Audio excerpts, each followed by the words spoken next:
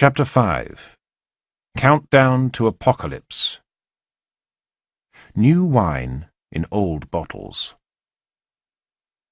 The toppling of Yusuf was a victory for Christ as well as for Caesar. This presumption that the interests of the two were indistinguishable came naturally to the Roman people.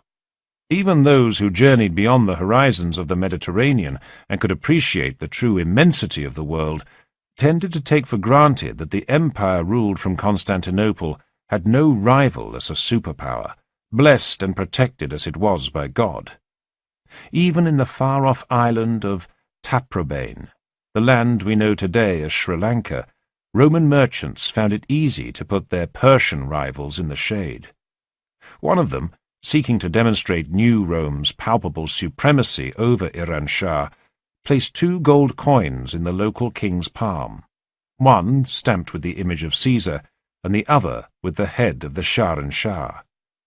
The Roman currency was magnificently and self-evidently the heavier, a fact that owed much to the watchful financial stewardship of Anastasius, but also, and more transcendentally, to the favour of the Almighty.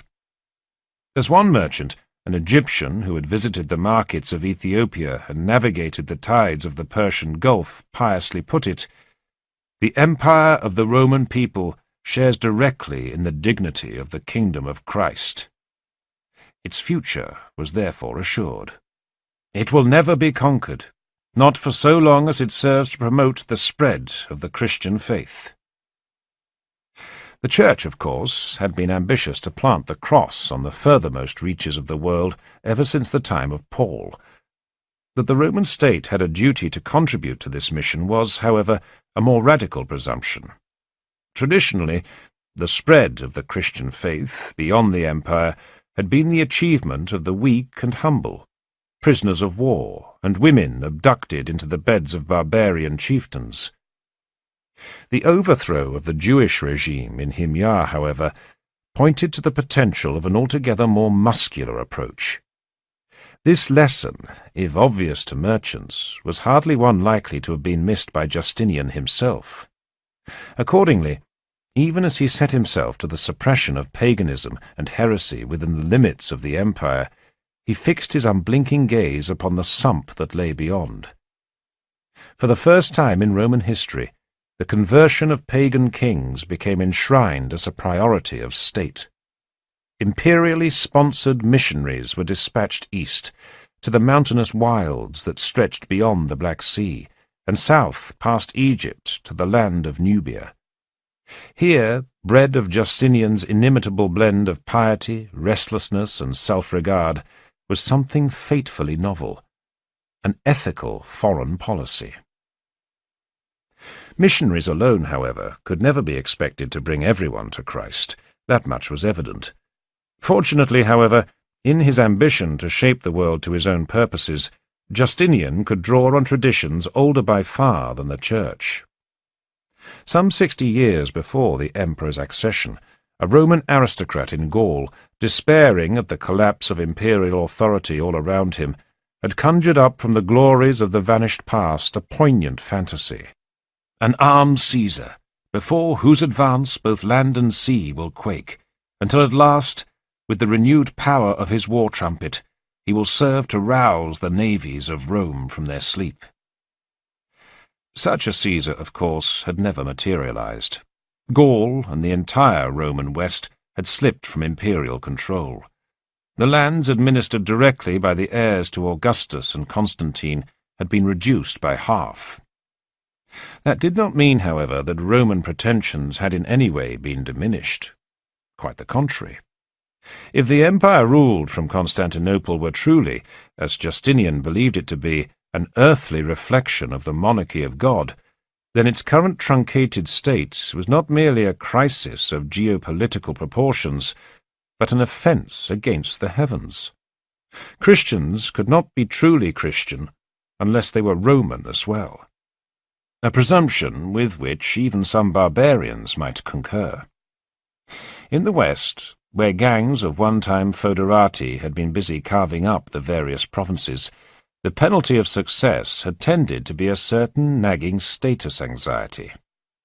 Naked gangsterdom might win a warlord temporary bragging rights, but it could provide little in the way of either prestige or long-term security.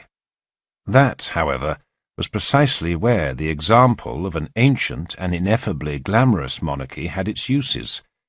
To any ambitious chieftain, the emperor in Constantinople, who ruled as both the deputy of God and the ultimate in earthly sophistication, was the obvious role model to hand. This was why, decades after the collapse of imperial authority in the West, the face of power there remained both Roman and Christian. Gewgaws dispatched from Constantinople, rather than being scorned, would invariably be seized upon with delight.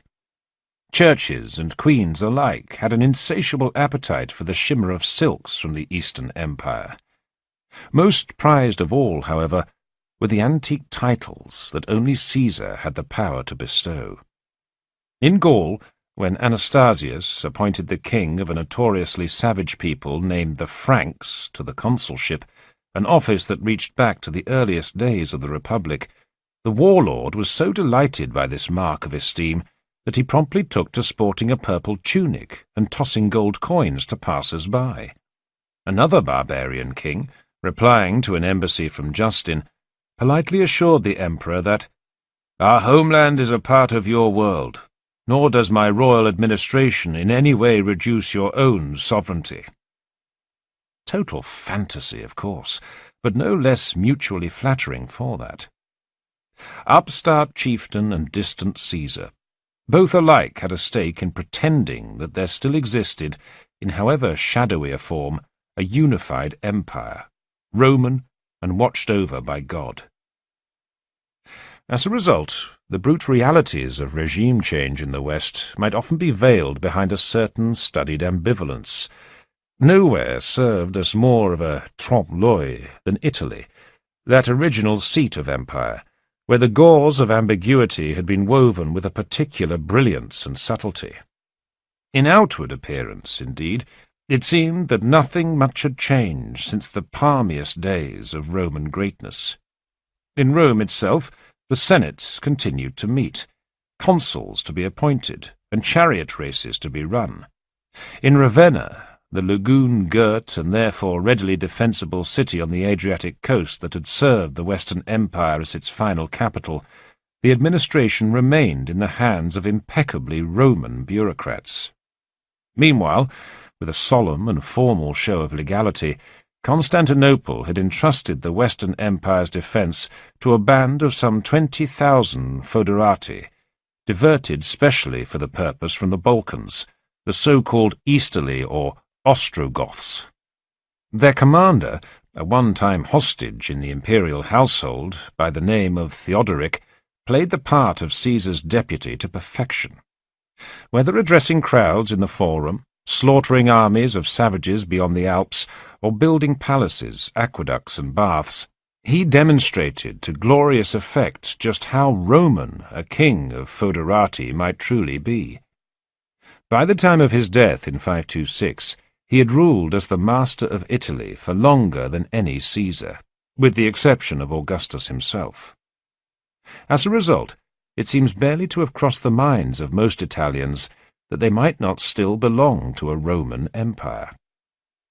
Justinian, however, had not been conned. He knew the sordid truth.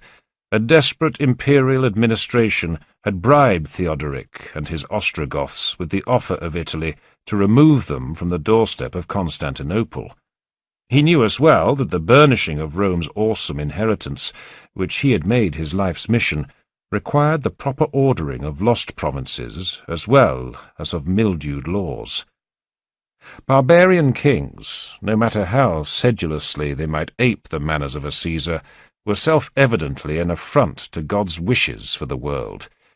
Theodoric, for all the sheen of his classical education, had been given to murdering courtiers with his own hands and sporting a moustache.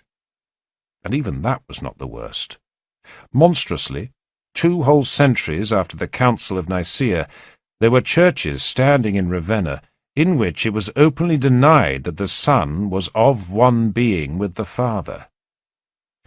Like a ghoul rising from a long-sealed sarcophagus, Theodoric had trailed after him the stench of evils that Orthodox Christians had imagined buried for good. Not merely a heretic, he had been that veritable heretic of heretics, an Arian.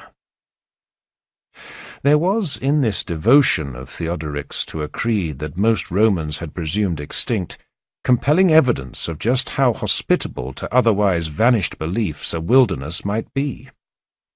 As in the deserts beyond Palestine, so in the forests beyond the Danube and the Rhine, heresies long since consigned to oblivion within the limits of the empire had demonstrated a striking ability to endure, and even to thrive. The Goths' Arian loyalties had a venerable pedigree. In the late 340s, when a son of Constantine still sat on the throne and Julian was lurking in the wings, a bishop named Ulfilas, of Gothic extraction and Arian sympathies, had headed north towards the Danube and embarked on a mission to convert his compatriots.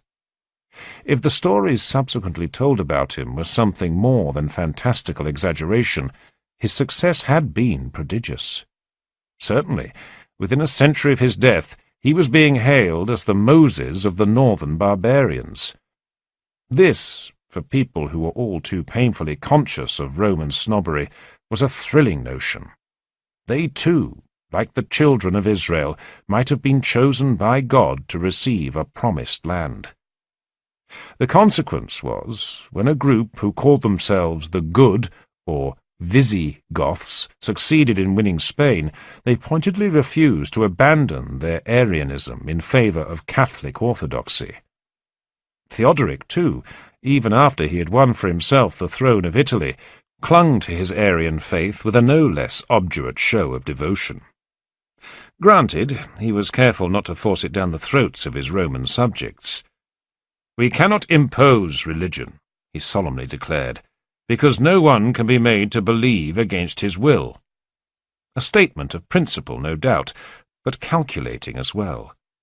In both Visigothic Spain and Ostrogothic Italy, the invaders constituted a tiny minority. They certainly had no chance of forcing the natives to renounce Nicaea and embrace the teachings of Arius. As it was, Theodoric was content to leave the Catholics in peace, fattening them up the better to fleece them.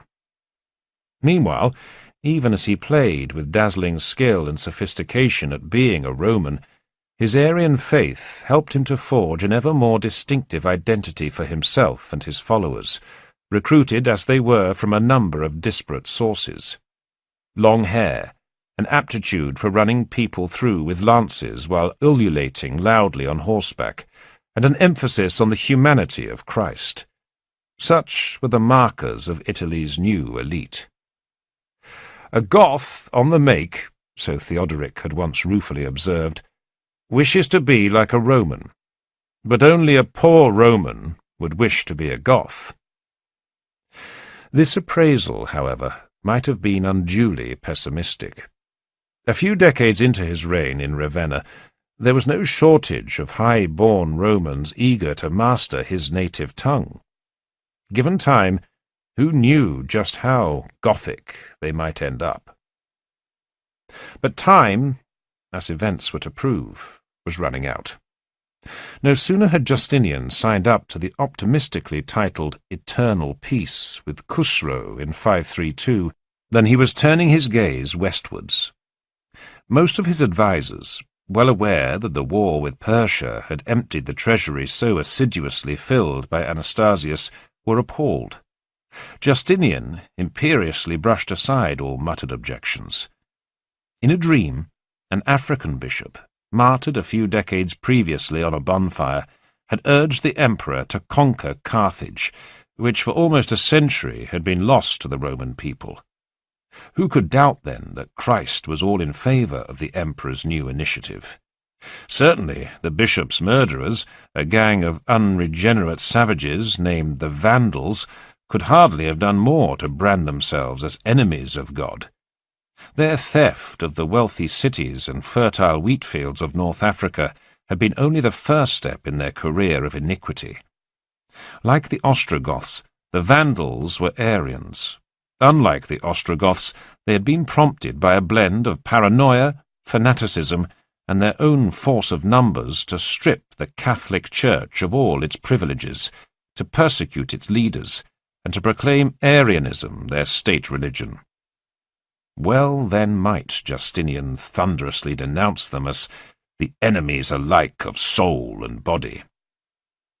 News that the Vandal court had abruptly succumbed to a vicious bout of infighting only strengthened his resolve, and his assurance that God was willing him on.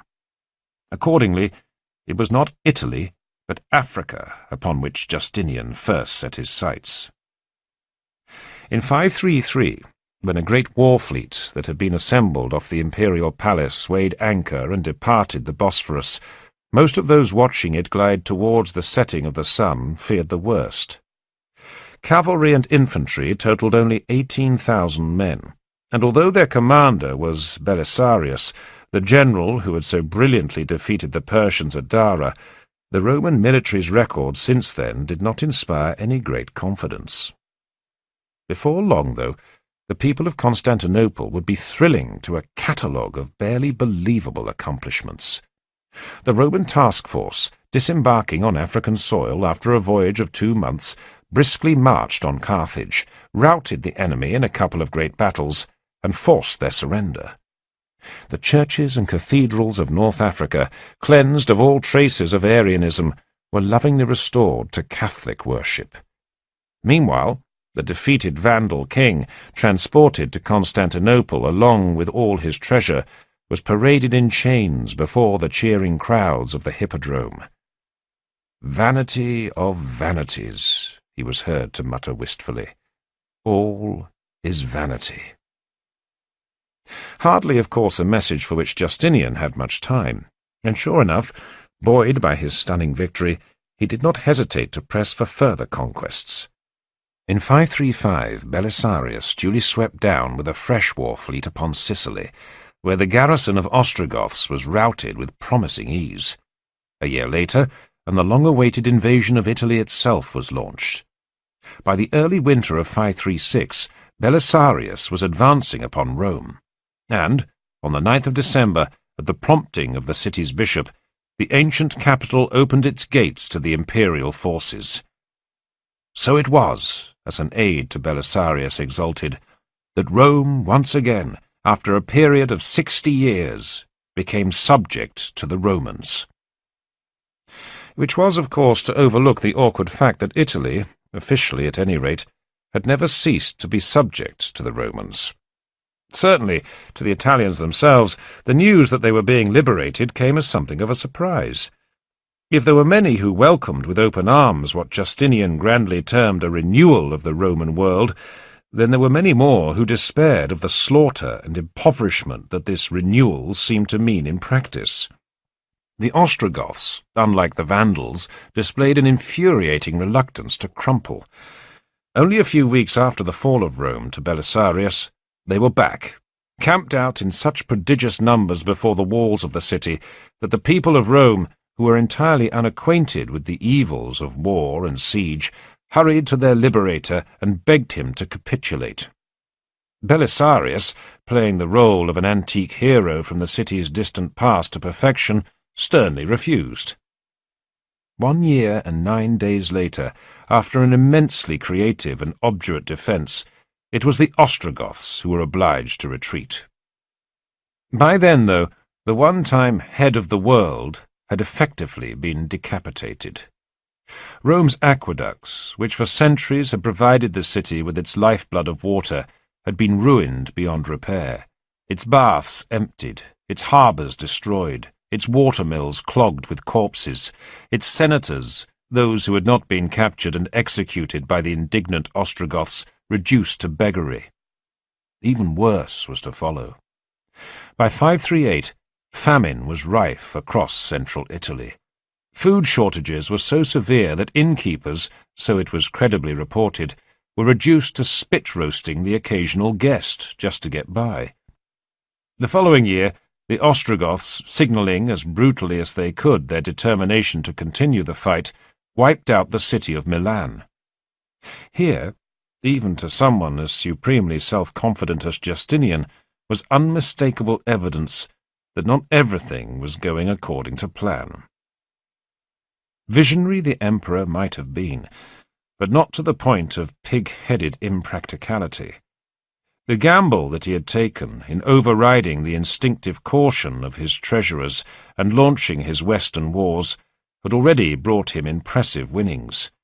The gold of the Vandals, the taxes busily being screwed out of the new provincials, these, if the situation in Italy could only be stabilized, would surely enable him to pause for breath and reckon himself still well ahead. Accordingly, in 539, Justinian made his barbarian foes a shrewdly calibrated offer of peace: the rump of northern Italy and half of Theodoric's treasure. The cornered Ostrogoths were minded to sign, and so perhaps they would have done, had not Belisarius, convinced that total victory lay within his grasp, exploited the swirl of negotiations to seize Ravenna. A Pyrrhic triumph, for much would be lost by his act of treachery.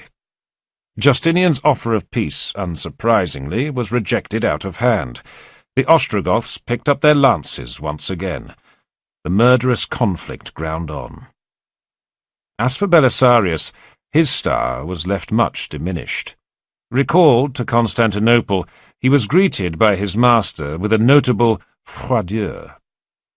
Although permitted to show off the riches captured in Ravenna in the Senate, the great general was pointedly refused a second chance to grandstand in the Hippodrome.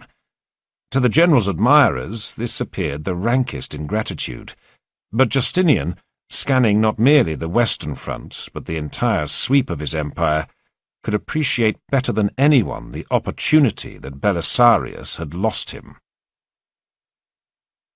That the emperor was a man of terrifying appetites, a megalomaniac who has tried to seize the whole earth and been captured by the desire to take for himself each and every realm, appeared self-evident to his opponents, fit reflection of his demonic-seeming energy and ambitions. Yet Justinian, even as he laboured to reshape the world in the image of the heavens, had learned the hard way that the affairs of a mortal monarchy might always, if pushed too far, abruptly reach a breaking point. Back in 534, as he had sat in state to watch the parading of the Vandal king, neither he nor any of the cheering crowds would have been able to forget that only 2 years previously the Hippodrome had been piled high with corpses. A grim, but not perhaps unprofitable lesson. Unpleasant surprises might be lurking around the corner, even for the most God-blessed of emperors. Justinian was certainly not oblivious to the danger that his window of opportunity in Italy might close at any moment. What had been risked by the opening of a western front, after all, was the same prospect as had haunted Roman policymakers ever since the time of Valerian, and which threatened the eastern provinces with a stench of smoke and blood more terrible by far than any that Constantinople had known. Sat in the hurriedly renovated Hippodrome in 534, watching through no doubt narrowed eyes the strut and glitter of Belisarius's triumph, had been the ambassadors of Khusro. Their master, Shahanshah for a mere 3 years, had been much preoccupied at the time with stamping his authority on both his realm and his own household.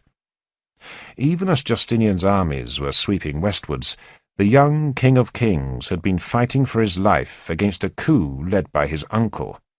Aspabides, whose treachery was compounded by the fact that he was also the father of Khusro's beloved queen, had been a peculiarly menacing adversary. The death struggle had convulsed the royal household as well as the empire at large. By the time Khusro finally emerged victorious, he did not have much in the way of male relatives left. Uncles, brothers, and nephews, all had been ruthlessly culled. A brutal expedient, but one that had left the Shahanshah free to turn his attention to other, more profitable matters. In 539, when 2 undercover Gothic agents crossed the border into Iran Shah and appealed to Khusro for help, He listened to their urgings with great attention. The supposed eternity of his peace with Constantinople did not blind him to the potential advantages of stabbing the old enemy in the back. Envy of Justinian's feats, anxiety as to what they might bode for Iran Shah, quiet confidence that the Roman military might be ill-prepared to fight simultaneously on two fronts, here were incentives aplenty. Only the one problem intervened. How was Khusro, the divine, virtuous, and peace-loving Khusro, to get away with such flagrant treachery? It was his ever-dependable attack dog, Mundhir, who provided him with the solution. To the plunder-hungry Lakhmids, the eternal peace had only ever been a minor inconvenience. Low-level skirmishes with the Ghassanids had continued unabated throughout the decade, and by 539, Mundhir and Aretas were busy amusing themselves by scrapping over the desert of Strata. Even though the Ghassanids, with perfect justification, could point to the fact that the region had a Latin name and was therefore self-evidently Roman, Khusro gave his full backing to the Lakhmids. As orders went out across Iran Shah to prepare for war, he shamelessly escalated the crisis.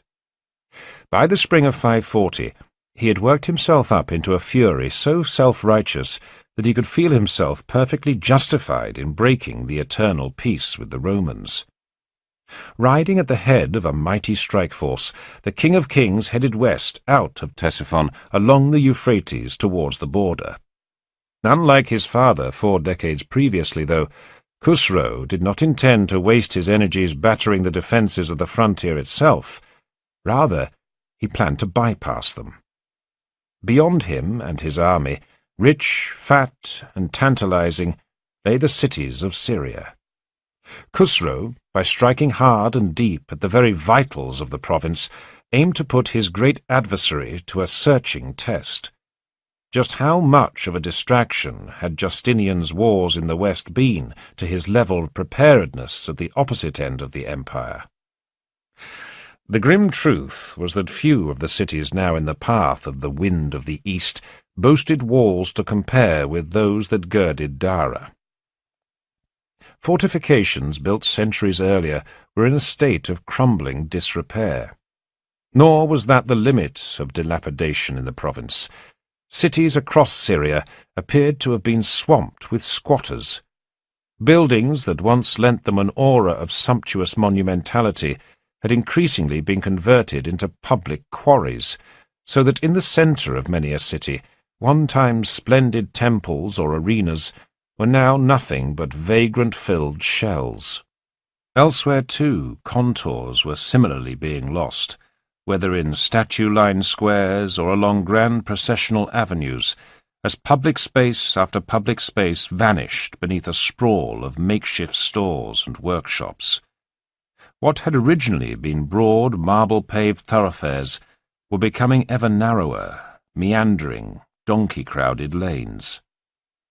Every so often, it was true, attempts might be made to impose at least a measure of regulation, by clearing away the stalls which had been built by tradesmen in the colonnades and streets, but all in vain. The city authorities, however, were not fighting decline, but something no less awkward to keep in check: success. Syria was rich, exceedingly rich, and the spirit of commerce in the province had simply grown too flourishing to be pruned back. Everyone knew that Syrians were natural businessmen and the greediest of mortals. It was hardly surprising, then, that disapproving moralists were inclined to see in the chaos and clamour of their cities monstrous infernos of worldliness. Such a perspective, though, was not entirely proportionate. The Syrians, for all their love of money, were much given to the contempt of it as well. The same people whose devotion to profit takes them across the whole world were also celebrated for their stylites. While they no longer lavished their wealth on beautifying cities, they did not merely squander or hoard it either. If you would be perfect, go, sell what you possess and give it to the poor. Here were words that pious Syrians, wealthy ones included, had engraved on their hearts. If the giving of alms to the poor lacked the ready visual impact that the construction of a theatre, say, or a bathhouse would have done, then the poor most likely did not much care. Not all the decay of a city's pagan monuments could disguise the emergence, obtruding through the shabbiness of the old, of an entirely new cityscape, one characterized by hospitals, orphanages, and homes for the aged. Blithely indifferent to the miseries of the poor though many Syrian plutocrats remained, enough of them were not to have made some kind of a difference. Public welfare in a Christian city had become the surest mark of wealth. And Khusro knew it. Leading his army deep into Syria, finding city after city effectively defenceless, Khusro soon discovered that those who were in the habit of giving to charity were quite prepared to cough up danger money too.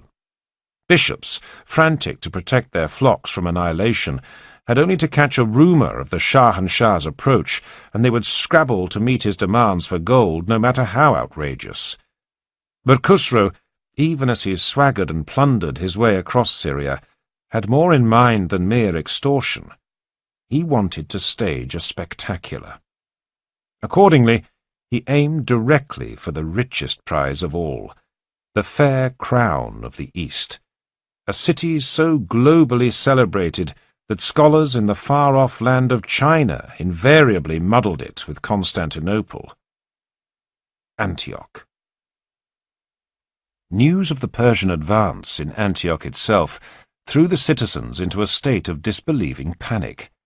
Rich their city might have been, but it was also, even by Syrian standards, quite exceptionally run down. Over the course of several decades, its wretched inhabitants had suffered a whole succession of calamities: riots, fires, earthquakes. The vast circuit of walls was so cracked and pockmarked that the city was, to all intents and purposes, without defences. Frantically, however, the people of Antioch did all they could to prepare for the looming onslaught, by sending to Palmyra and Damascus for reinforcements, and to Simeon on his pillar for a miracle. The news brought back from the stylite, however, could hardly have been any bleaker. God himself, speaking to Simeon in a vision, had revealed his plans for Antioch. And they were terrible. "I will fill her with her enemies," so the Almighty had declared, "and I will abandon the greater part of her population to the sword, and those who survive to captivity." And so it came to pass. Although Simeon himself, courtesy of a divinely dispatched mist, managed to avoid capture by the Persians, the people of Antioch were not so fortunate. Despite a valiant initial defence, their city was soon overrun, put to the torch and left in ruins. Khusro, pausing only to have a celebratory dip in the Mediterranean, then turned on his heels and returned to Iran-Shah in triumph. He took with him long wagon trains of gold and the survivors from Antioch, some 30,000 people. Back in Mesopotamia, the Shah settled these captives in a new city, built from scratch just outside Ctesiphon, a crowning statement of triumph, inscribed emphatically in fresh mud brick. Its name was Ve Antioch Khusro. Khusro made this city better than Antioch. To the Romans, and to Justinian in particular, the rape of Syria and the flattening of its famous capital was a bitter humiliation. 4 years earlier, shortly before the invasion of Italy, the emperor had proclaimed his hopes that God will consent to our establishing our dominion over all of those whom, in former times, the Roman people ruled, from the boundaries of the one ocean to the other, but lost by their negligence. Now, so it began to be whispered, Justinian's own negligence had turned Italy into a wilderness, and Antioch into a desert. In the space of only a year, so it seemed, all his triumphs had turned to dust. Was it possible, some began to wonder, that the very attempt to repair the world had only worsened its fractures? Justinian himself had no patience with such pessimism. Amid all the sudden calamities that had engulfed him and his dream of fashioning a globe-spanning Christian order, he still maintained his invincible confidence that he was serving the will of God.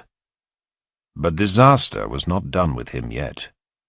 As the calamitous year of Antioch's sack drew to a close, a horror of barely comprehensible proportions was drawing near to the southernmost borders of his empire. It threatened not merely the fracture, but the annihilation of the world.